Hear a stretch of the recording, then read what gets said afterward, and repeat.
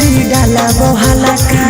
किया सो होलिया में छौड़ी गे मचे बहुत हलका नीचे भी डाला बहाला का। अच्छा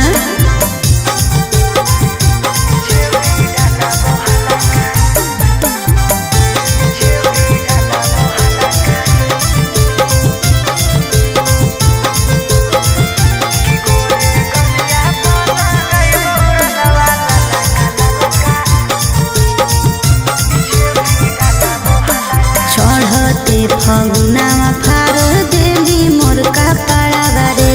देख के तोर चलिया बड़ी लागो कौडरा बारे बुझल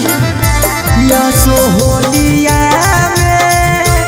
करमी के तनु माना हजरंगई तो छौड़ी गे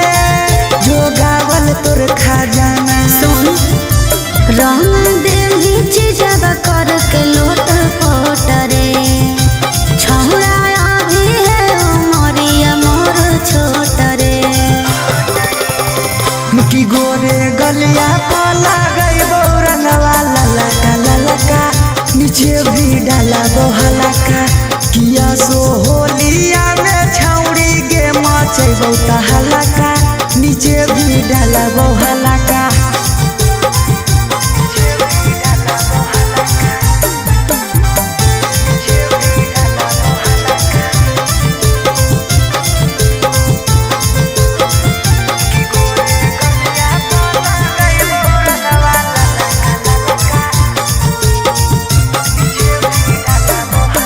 प्यार से लगा ले छौड़ा करना जबरदस्ती रे हमारा दे मसाजा अपने ले माँ खूब मस्ती रे सब जानो पीछे करिया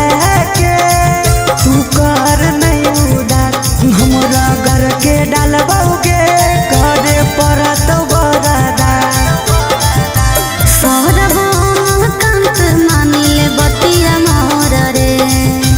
छौड़ा बने में तू होलिया मिलत खोर रे